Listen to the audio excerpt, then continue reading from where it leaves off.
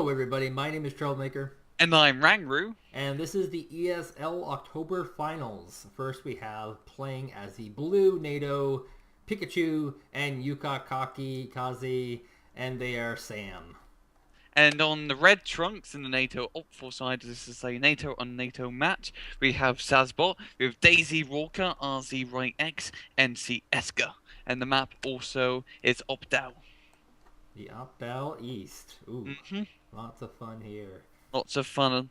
I particularly like the middle of this map, as you see the crossroad intersection really allows for some hilly battles, a little bit of infantry garrison, as those infantry garrison points in the middle crossroads can be quite vital for holding them down, and a lot of CQC action between the points, yeah. It's actually been a while since I've actually seen this match play. In the old meta, air was, of course, so powerful that people would fight for these mountains. Yeah. To try and stage AA there with the infantry AA, but with this new metagame, I'm not entirely sure how this is going to go out. So far, lots of infantry, airborne infantry being used. Especially from you can see, getting a lot of Black Hawks and Gazelle Cannon, seemed like it's our last ESL match. While NATO Op4 getting an awful lot of MD Jupiters and ground-based units. How to see how this all works out. One of the big things, they have to have watched some SAM games because they've been kind of everywhere as of late. They have to know that SAM hasn't been using napalm. So you wouldn't make this decision if you knew that.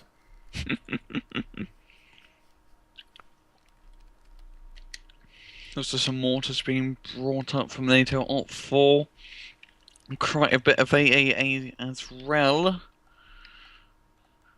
They might be trying to model Tiga and Firestar's ground-based approach, which was pretty crazy. I haven't seen something like that in a while. It's mostly pretty well airplay for most of this game, actually. Indeed, indeed. Hopefully this match will get on the Ray very shortly. Or ever. Hopefully. Too bad there's no Ray we can actually like skip to the front when the match actually begins, but we can make do without it, I guess. Or we can live without it for now. One of the weird things of this map, of course, is the rallies. They're very, very weird. There's no real close rally for the bottom, and in order to get from your top rally point down to the bottom, you have to cross through that hellish center location. And that's really prone for ambushes, yeah. And it can be quite dangerous if you don't keep an eye of your supply route in the middle. And that's another really good reason to hold the middle, because you can get the supplies from Delta to stream into Bravo if you do have that sector. Or alternatively, a good reason to just all in. And the match has begun. And the aircraft off the bat. It doesn't... Right, oh, we do have a Mirage Run C, which has some napalm strapped underneath it from Daisy Walker. No air superiority fighters from either side, though. This is absolutely bizarre. You could be seeing an entire age of no fixed-wing aircraft. No Drakens or Starfighters being used. This is quite a miracle. Seems like Dave Walker really blocking off that Northern Valley approach, making sure his enemy doesn't try to rush through there.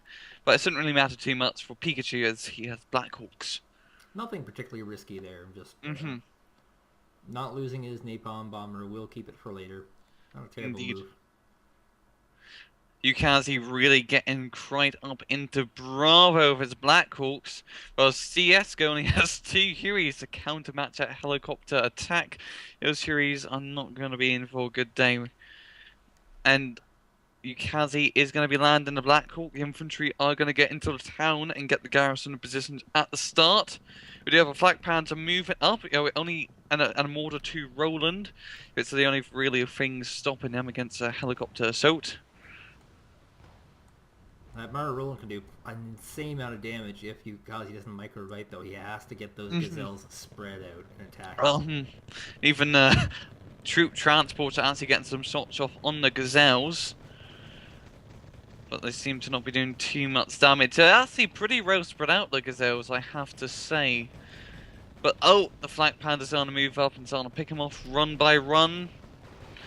Oh, those governments by Sieksa right in the heart in Bravo. If they can get into that forest, they could really challenge those Delta Force in there. The Gazelles are going to be backing off a little bit. And he's probably going to be able to push right on up. He's got enough AA to deal with the Gazelles if he moves it up.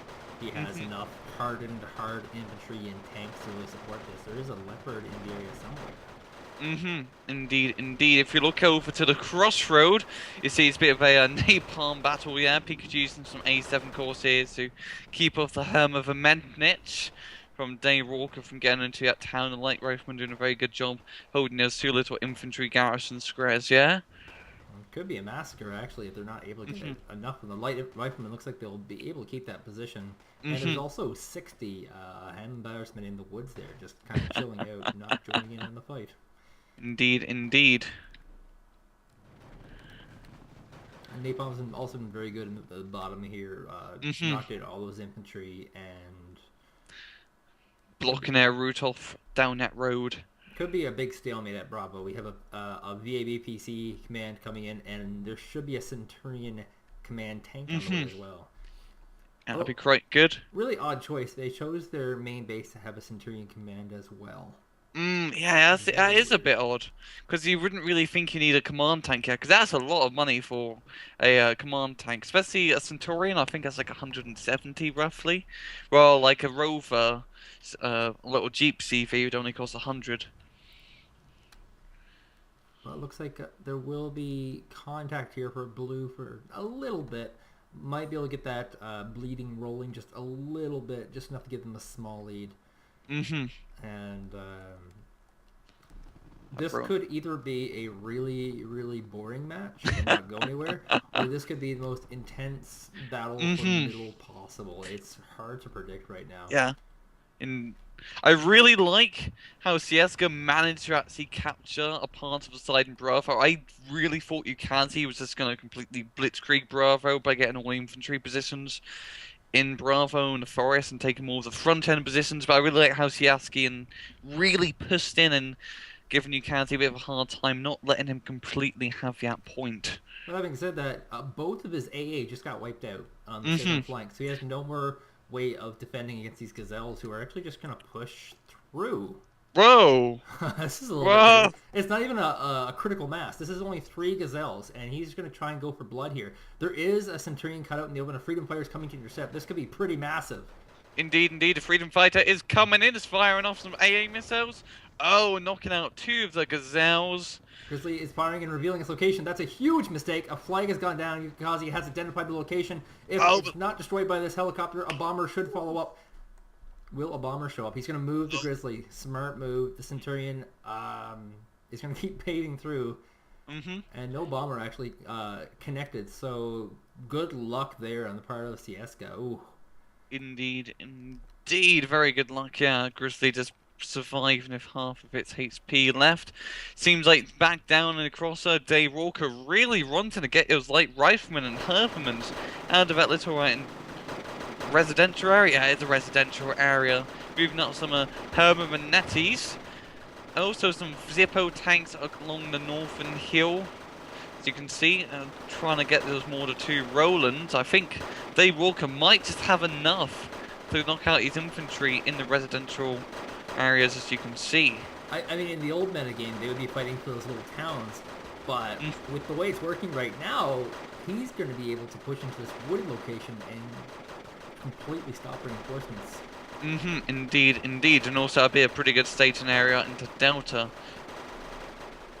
If they can capture Delta, that'd be quite good. Also, like how both sides are using Leopard 2 A4s quite a lot. Oh, that Zippo! Oh, I love what that Zippo doing on the North Hill. It's napalm in the road, so no reinforcements can get up to stop him. Oh, do you see that? Yes, I got my camera right on it. Leopard is running through it and picks off the vehicle with the Seahawk. And might not have too many lasting effects. There was one infantry rallied out.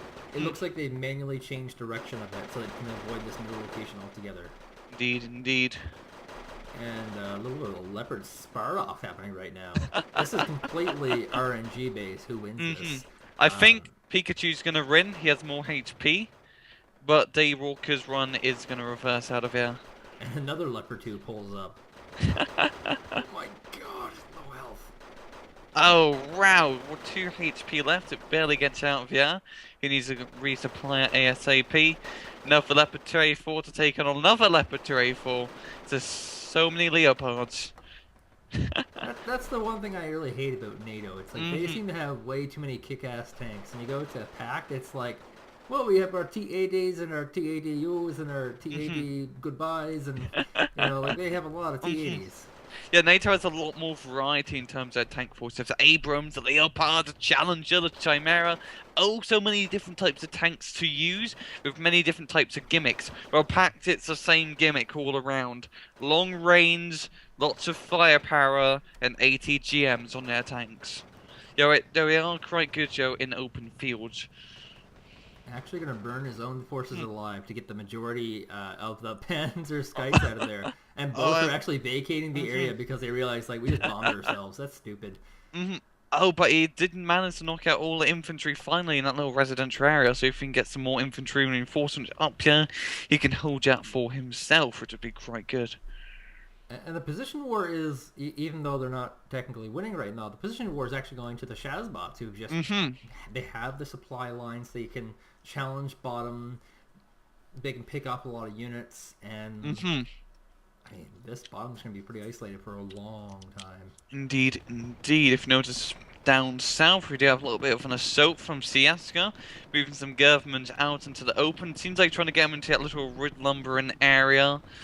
If he can get them in there, he can cause quite a bit of havoc and keep them alive longer, so he can do a bit more damage. Also, like the ATGM-2 Milan's position as MD Jupiter's constantly supplying them to shoot tanks at long range, but there's just so much reserve infantry once again from Yukazi and Pikachu. It's going to be really hard to force them out of that zone unless they bring napalm. And speaking of napalm, A7 cores is from Yukazi. And that's just a ridiculous map. That's 120 napalm. If he's playing the napalm himself again, this is going to be a bad trade. Oh my god, he just did it again. He napalmed himself 2 times in a row.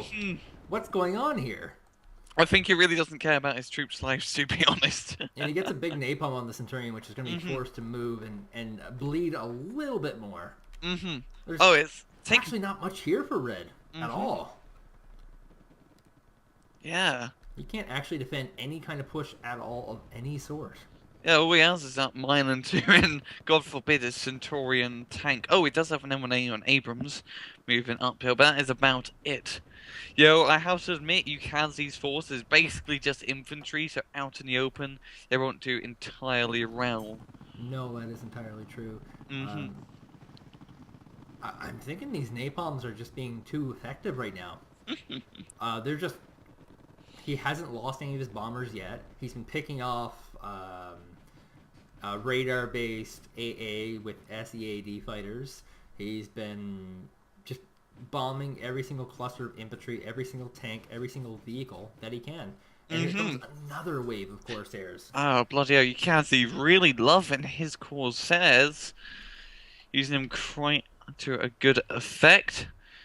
There's no AA in the area, so we can just be ridiculous with this. There are 2 Rolands coming up, but they're just not... Oh, sorry, there is 1 Roland there. Oh, I think this Centurion might die in the napalm. Oh no, it missed just barely. That Centurion is only on 3 HP left, and oh, it is bleeding fuel. It won't be able to move much longer. Ooh. Oh, that is not a good position. That Centurion, he's not in a good position. And if he only has like 6 points of fuel left, he really needs to reverse that into a forest and hope for the best, to be honest. He is bringing up a MD Jupiter with some supplies to refuel the Centurion, which is now completely out of petrol. I mean, it's one of the weird balancing points of this Centurion tank. It has no fuel tank at all. When you look at any other tank, they have 4 times as much fuel. This one, it travels half the map and it's out of fuel. It's bad. Yeah, the British were always really about stationary games. Didn't like to move too much. Short-term burst. Indeed. We do. Oh, if you notice back in the crossroad section, Pikachu getting a crap ton of reserve infantry to contest the rural area, as well as some napalm. Did manage to kick out all the packed infantry in that area, and he is going to recapture that. Yeah, we do have a Laboratory 4 moving up from Day Walker.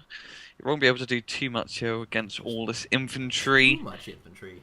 Yeah, there's so much. They've Reserve. been Go ahead. burning through these though. Like this is 60 right here, and then there's 120 at the bottom. Like they have to be running out of infantry sooner rather than later. But that's like reserve infantry for you. It's very popular. That's why both sides are playing NATO and they're both using reserve infantry to quite a bit. Pikachu and Yakkuke are using them quite a lot more.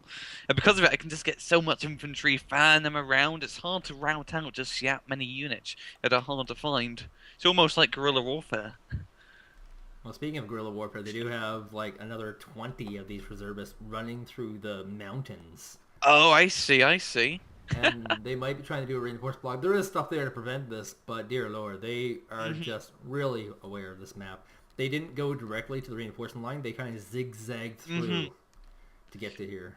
And because they zigzagged through, I didn't miss out on those Gazelle cannons, so I won't be shot at, which is quite good. Because many people like just go in the complete northernest point of that mountain, and then everyone puts their recon helicopters and anti-infantry helicopters there because they know you're going to try to do something sneaky.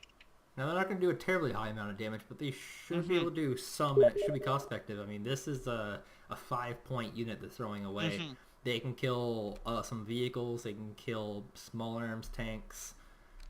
Damage a heavy tank that comes out and shoot it in the side. There's many things that they can do as an ambush is an ambush. It's always quite good.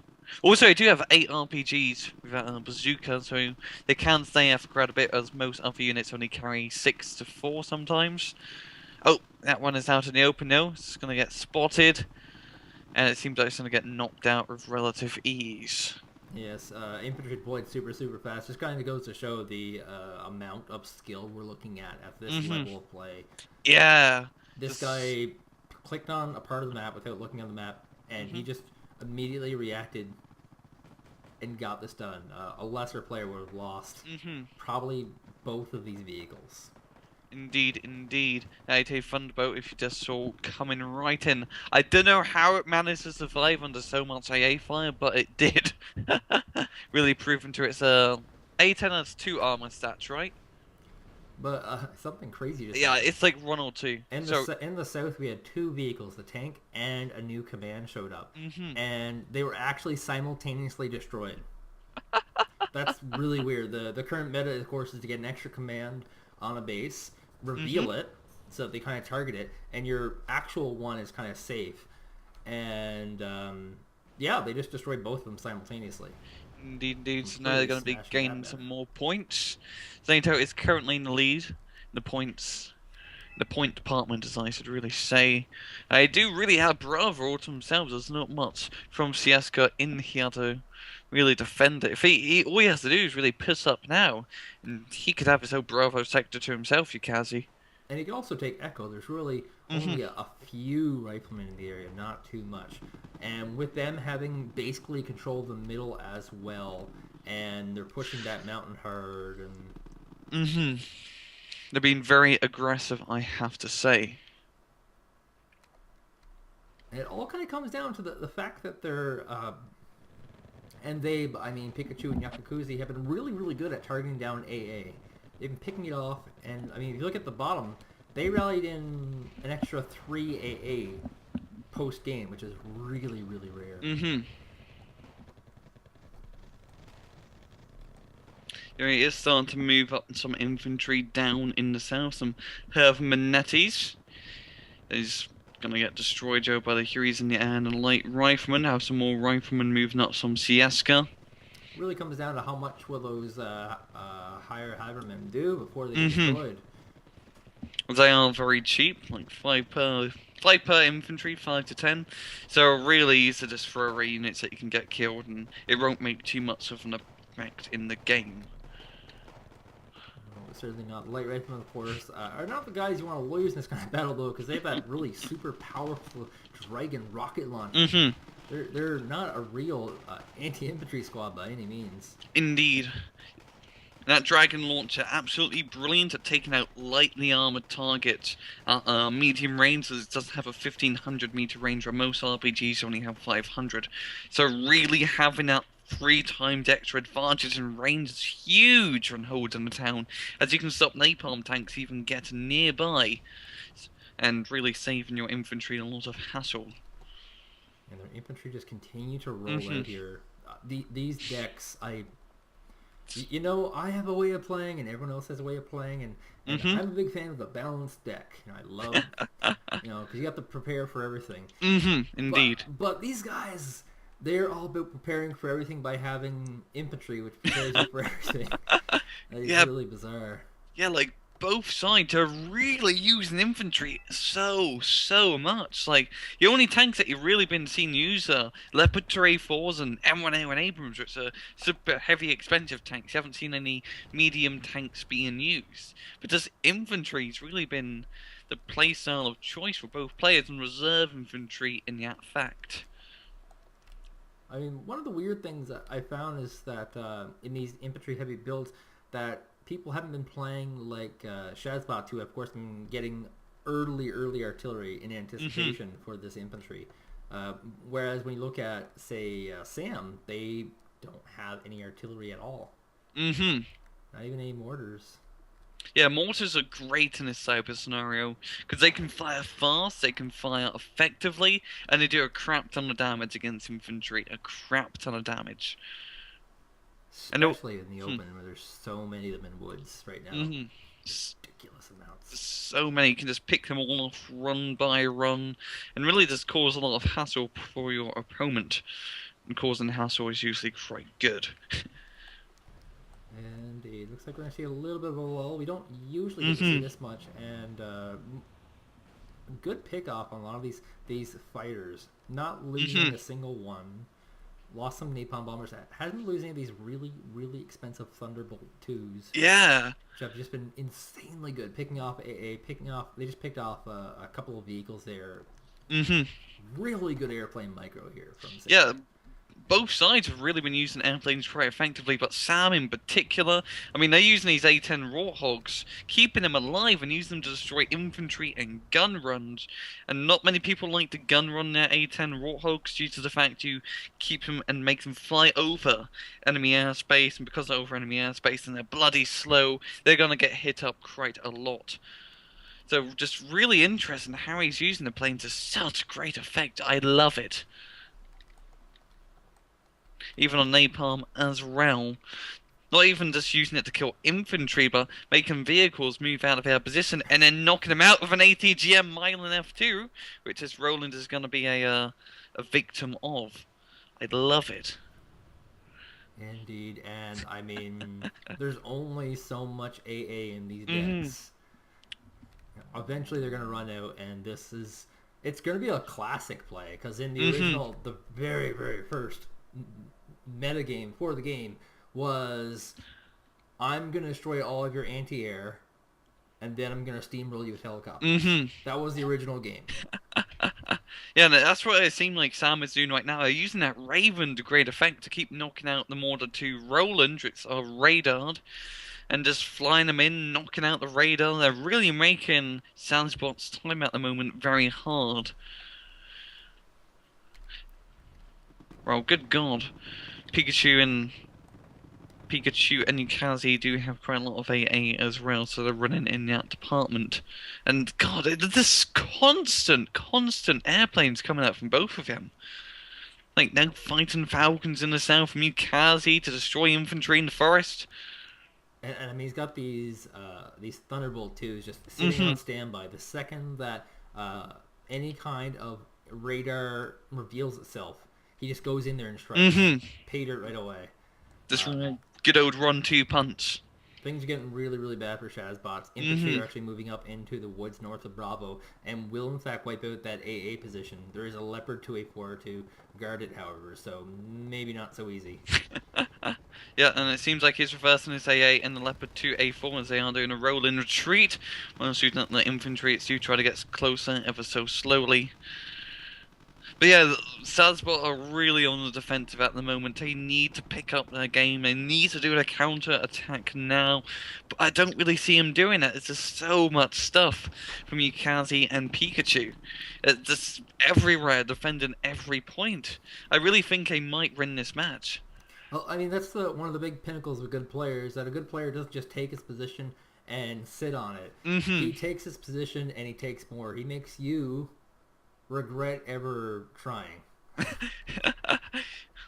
I mean, he's now moved in an extra 4 AA to try and take out some of these vehicles. He just got 2 jet fighters so far, and now this means he has less tanks, he has less infantry, he has less ground-based forces, and he doesn't have much of air himself.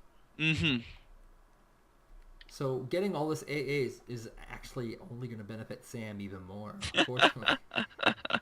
Here comes the Tomcat. Ooh. And a Raven right behind it. Maybe a Tomcat just flying around, keeping the sky safe. Might probably be able to knock out that Mortar 2 Roland in Echo.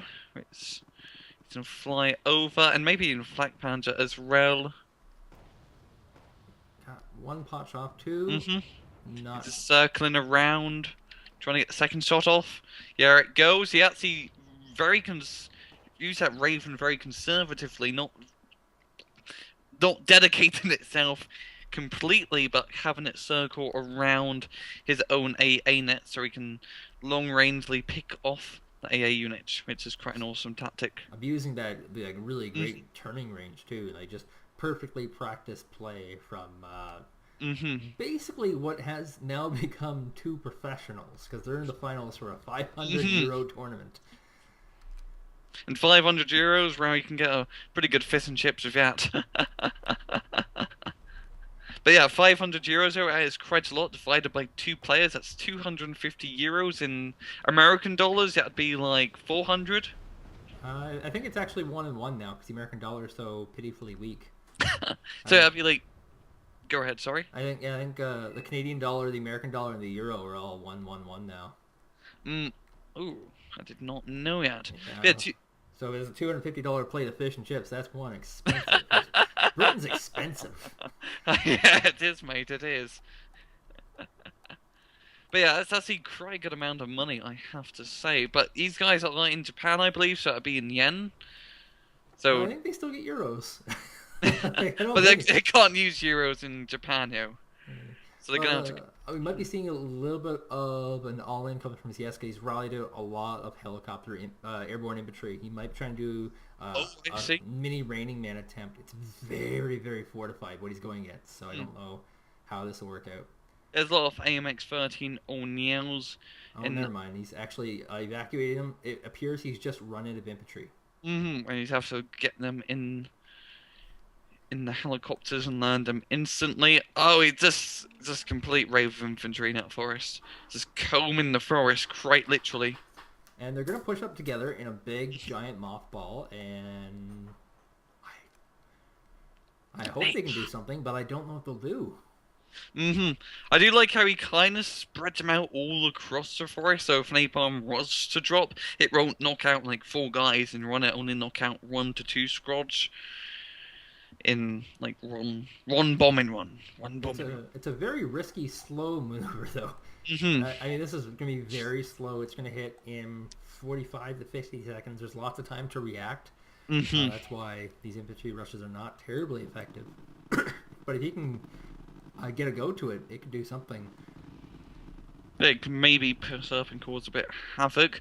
And the VAB-CV is quite close to the forest, where the dude's getting that little red line in Delta and hopefully do a little straight and knock VAB out. Yeah, it will be quite risky, I have to say. It's pretty much desperation. This could be their final push, because they're at the 50% mark by they, I mean Sam, and they don't have anything in bottom. They don't have a commander anymore. They don't have forces there.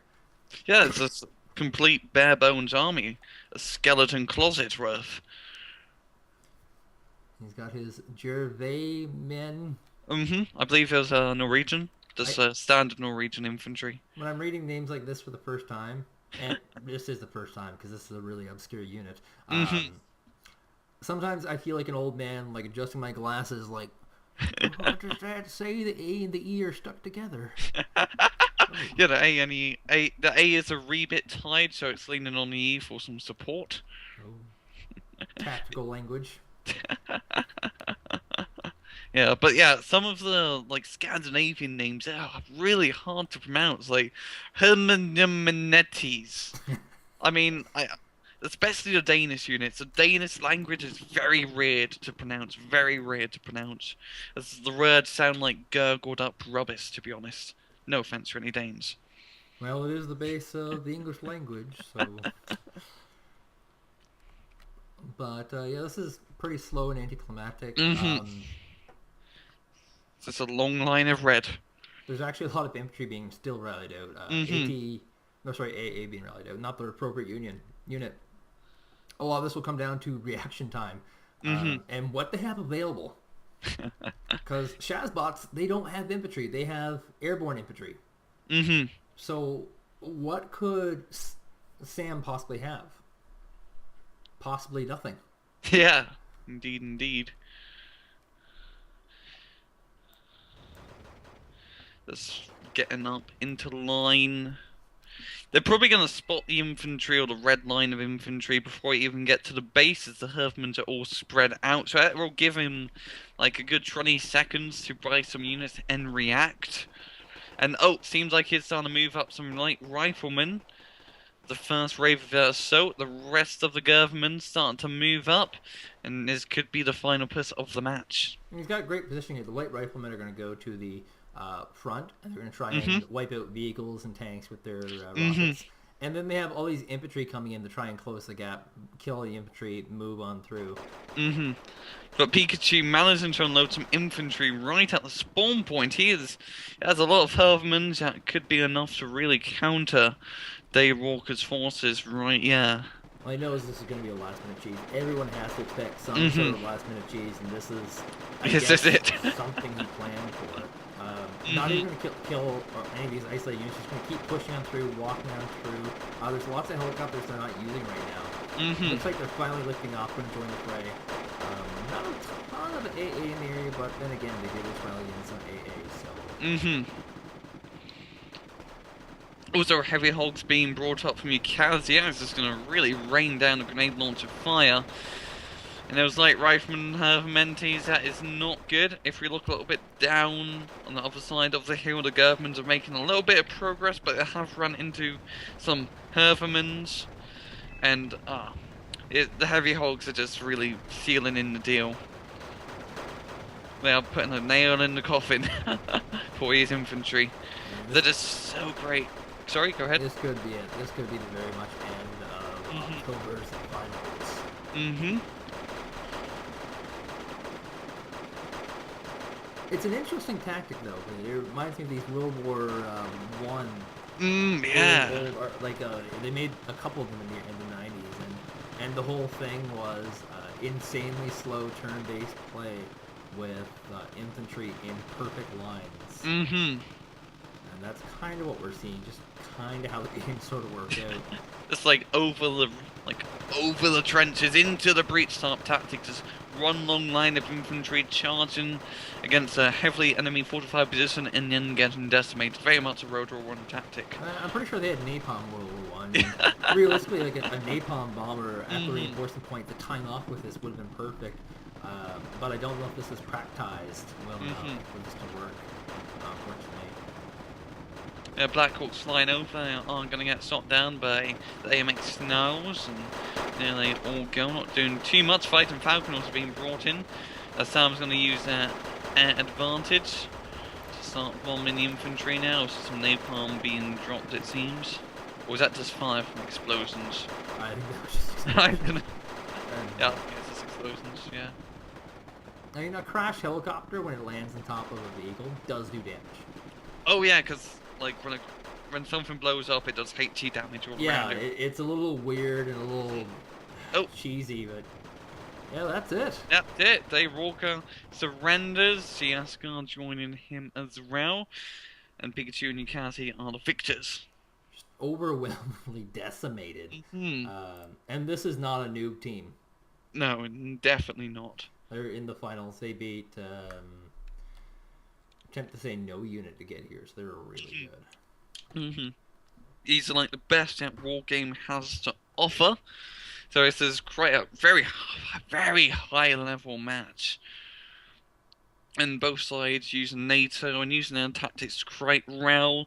Yukazi and Pikachu really have some good rhythm with each other, the helicopters and using the planes and helicopters. I said helicopters again, just to really overwhelm the enemy of air.